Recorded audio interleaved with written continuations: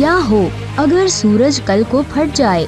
हमारे solar system के centre में मौजूद स्टार प्लाज्मा की बहुत ही गर्म बॉल, जो हमें गर्मी, एनर्जी और बहुत ही खूबसूरत मौसम देता है, जो एक चलते हुए टाइम बॉम्ब की तरह है। सूरज आज से 4.5 अरब साल पुराना है और मजीद 5 अरब साल का रह सकता है। इसके बाद सूरज फैल जाएगा, जिसकी वजह से ये रेड जेंट बन जाएगा। इसके बाद सूरज सिकुड़कर व्हाइट ड्वार्फ स्टार बन जाएगा, यानी कि एक मरता हुआ स्टार जो अगले कुछ अरब साल तक ही हमें एनर्जी प्रोवाइड कर सकता है। लेकिन हमें इस बात का अफसोस करने की जरूरत नहीं, क्योंकि हम तो बहुत देर पहले ही मर जाएंगे। लेकिन क्या आप सूरज को अपनी आँखों के सामने फटता हुआ देख सकते हैं? आपके जहन में सुपरनोवा आ रहा होगा और आप ये सोच रहे होंगे कि सूरज का फटना भी ऐसा ही होगा। लेकिन हो सकता है कि असल में आपको कुछ भी नजर न आए। सूरज जमीन से 15 करोड़ किलोमीटर दूर है और सूरज की रोशनी को जमीन तक पहुंचने में 8 मिनट लगते हैं।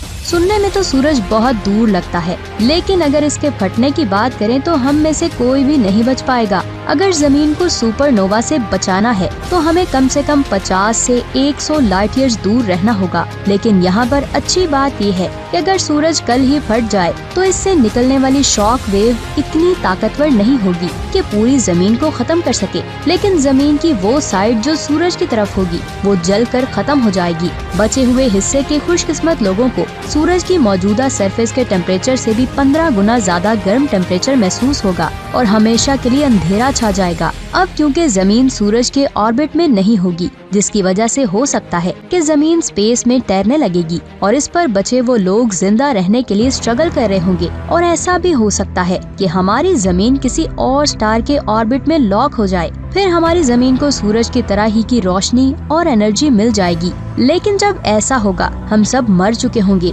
अगर हमें पहले से ही पता हुआ कि सूरज फटने वाला है तो हम 1000 साल तक जिंदा रह सकते हैं। लेकिन इसके लिए एक शर्त ये है कि तब तक हमारे पास खुद को बचाए रखने के वसाइल हों। इसके लिए हम जमीन से कुछ मीटर नीचे जा सकते हैं जिस पर हम चलते हैं। उस जगह पर जमीन ने 17 डिग्री सेल्सियस का टेम्परेचर मेंटेन किया हुआ है। अगर उस वक्त इंसानों के पास खुद को बचाने का वक्त हुआ तो इंसान अंडरग्राउंड बने हुए बंकर्स के बहुत बड़े नेटवर्क में जाकर जिंदा रह सकते हैं। धमाके के एक हफ्ते के बाद जमीन की सरफेस का टेम्परेचर -18 डिग्री सेल्सियस तक पहुंच जाएगा और एक साल के बाद -73 डिग्री सेल्सियस हो जाएगा। इतने कम टेम्परेचर में समंदरों की लहरें जमना शुरू हो जाएंगी।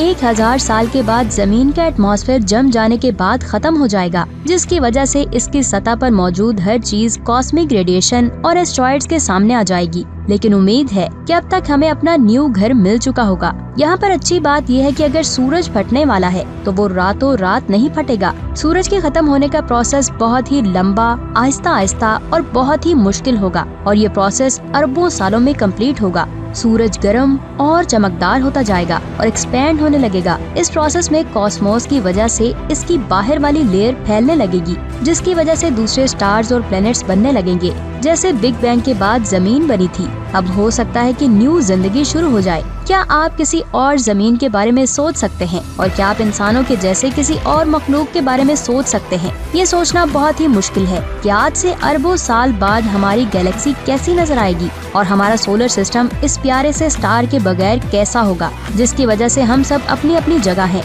लेकिन आज से बहुत बहुत साल बाद हमारा सूरज एक्सपैंड होगा और फिर सिकुड़ने लगेगा, जिसकी वजह से हो सकता है कि किसी न्यू स्टार की जगह बन जाए। और अगर किसी भी तरह हम इंसान बच गए तो क्या आप सोच सकते हैं कि हम कहां पर होंगे? हो सकता है कि हम सब किसी स्पेस स्टेशन में रह रहे हों। आपके इस बारे में क्या राय है? हमें नीचे कमेंट्स करके जरूर बताएं। अपना बहुत सारा ख्याल रखें। खुदा हाफिज।